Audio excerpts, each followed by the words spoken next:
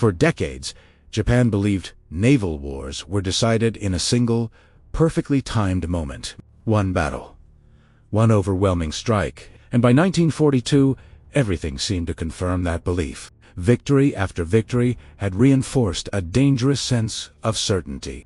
A delayed report, a missing detail, a decision made in good faith, under the wrong assumptions. How did the most powerful carrier force in the world walk into a trap it believed it had set itself? And to understand that, we need to go back before the first bomb ever fell. Japanese naval strategy before Midway was shaped by the doctrine of the decisive battle, a belief inherited from earlier conflicts that war at sea would be settled in one climactic confrontation. This idea had been validated, in Japanese eyes, by the victory over Russia at Tsushima in 1905.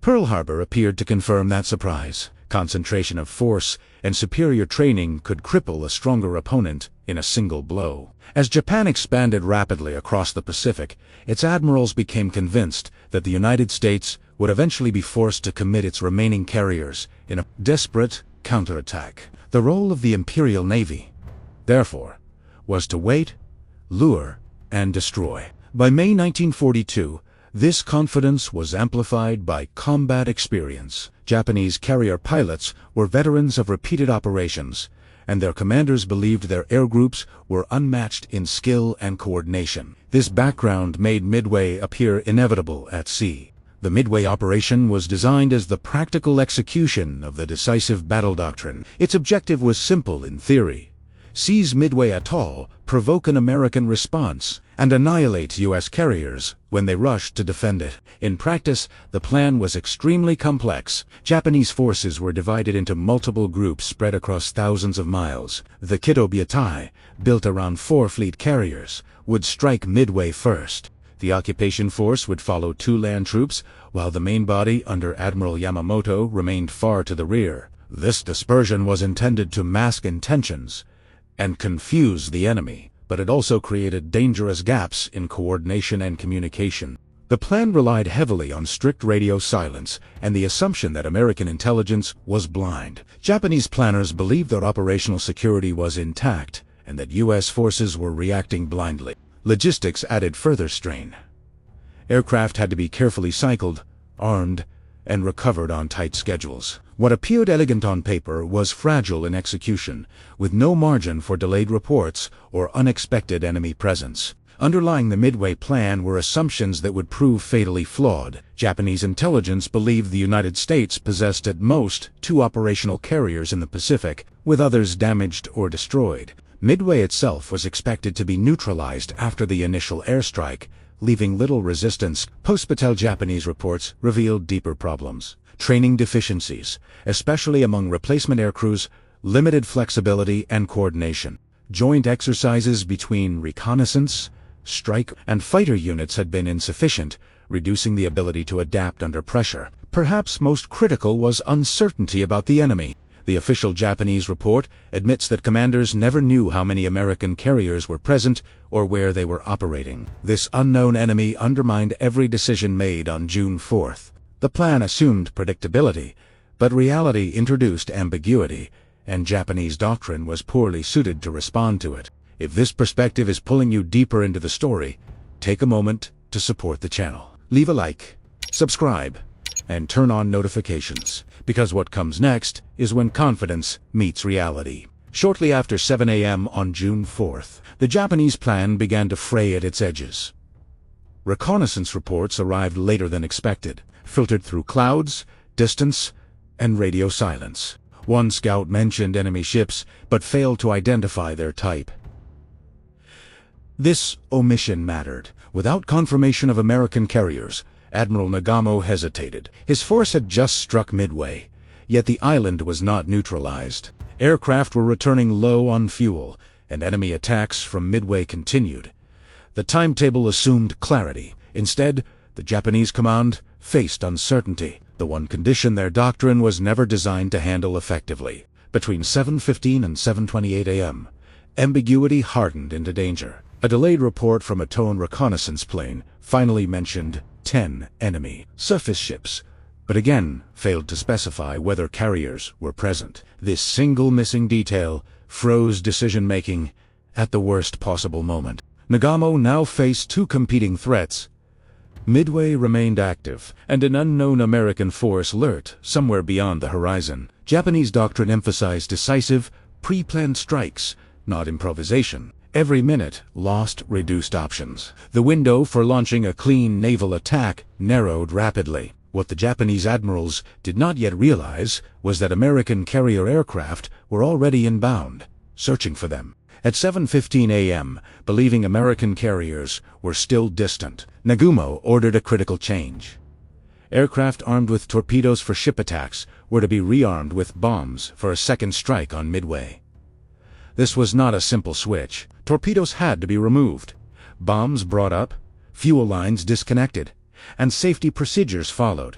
Japanese carriers were designed for massed, perfectly timed attacks, not rapid role changes. The decision committed the fleet to a vulnerable, transitional state. When later reports suggested enemy ships nearby, Nagumo halted the process, leaving his decks crowded with armed, fueled aircraft and loose ordnance. It was the worst possible configuration at the worst possible time. Rearming Japanese carrier aircraft was like changing tires on a moving vehicle. Elevators cycled continuously, moving bombs and torpedoes between hangars and decks. Crews worked under intense pressure, following rigid procedures designed for safety, not speed. Japanese doctrine valued synchronized attacks launched in overwhelming waves, which required careful preparation. By halting and restarting the rearmament process, Nagumo unintentionally maximized risk. Aircraft sat exposed, fuel hoses lay connected, and bomb carts cluttered the hangar decks. This vulnerability was not caused by incompetence, but by doctrine. The system worked only when the enemy behaved predictably. At Midway, the enemy did not. At approximately 10:20 a.m., the situation changed irreversibly. American torpedo squadrons, though largely destroyed, drew Japanese fighters down to sea level. Moments later, U.S. dive bombers appeared out of the clouds. Within minutes, bombs struck Akagi, Kaga, and Soryu. Fires erupted instantly, fed by fuel lines and armed aircraft. Japanese damage control teams fought desperately, but the conditions were catastrophic. The core of the Kido Butai, the heart of Japanese naval aviation, was crippled almost simultaneously. What Japanese planners had envisioned as a controlled battle had turned into chaos in less than 5 minutes. Time, surprise, and initiative had all shifted sides. The destruction was not gradual. It was sudden and overwhelming. Bomb hits triggered secondary explosions, igniting hangars filled with fuel and munitions. Command centers lost communications, and smoke reduced visibility to near zero. On Akagi, fires spread toward the bridge. On Kaga, bomb blasts destroyed the command structure outright.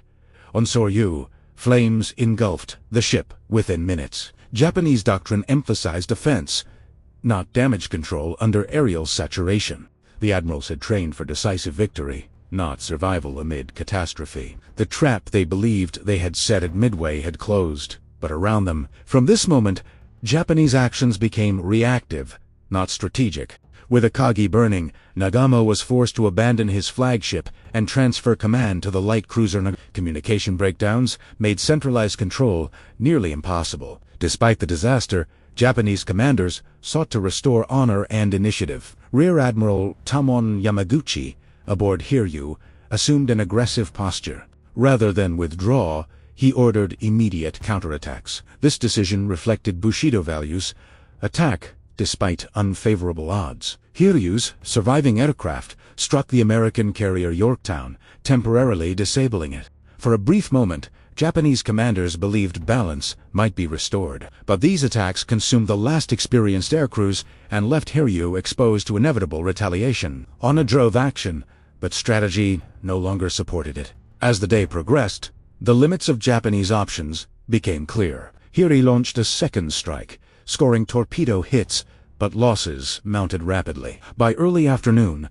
American scouts located Hiryu dive bombers struck at 5 p.m., setting the carrier ablaze. Yamaguchi and Hiryu's captain chose to remain aboard, adhering to tradition.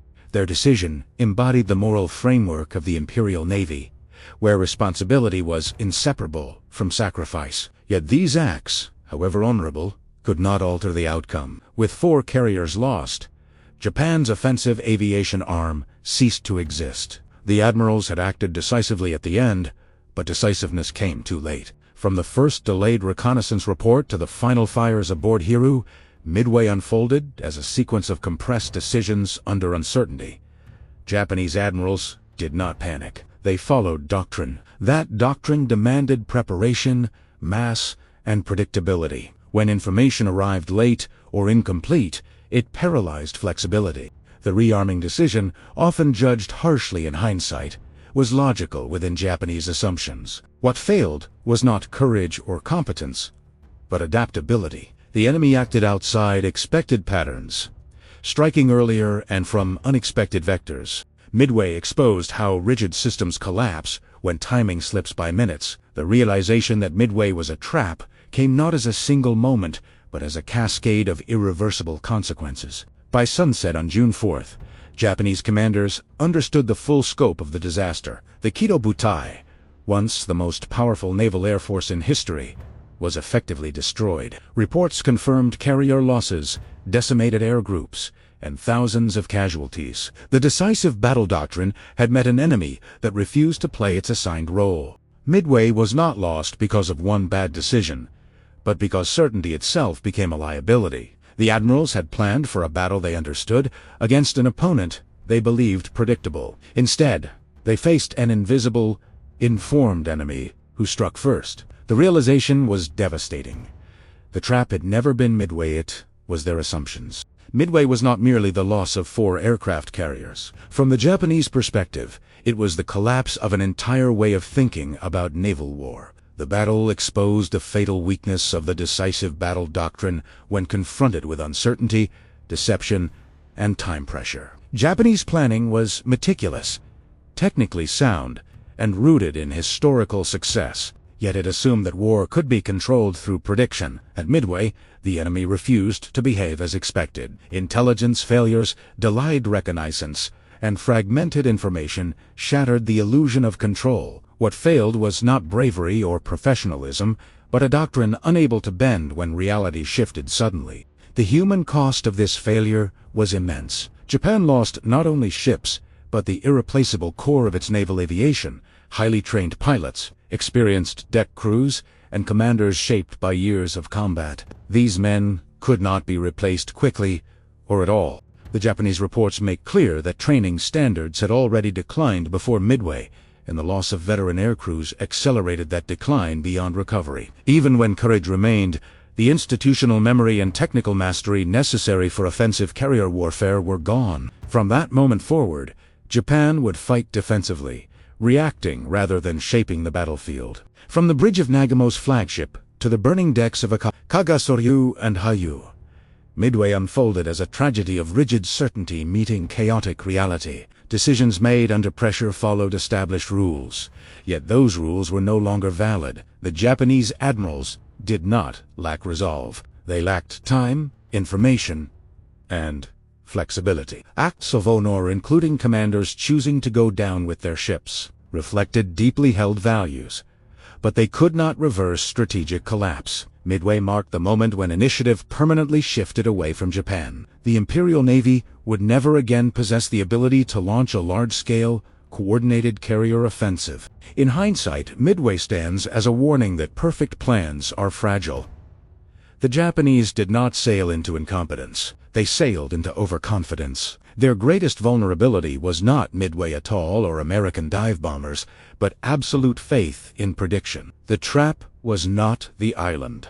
The trap was certainty itself. When that certainty cracked, everything built upon it fell with stunning speed. This is why Midway endures not as a miracle or a fluke, but as a lesson written in fire about the cost of inflexible thinking in a world defined by uncertainty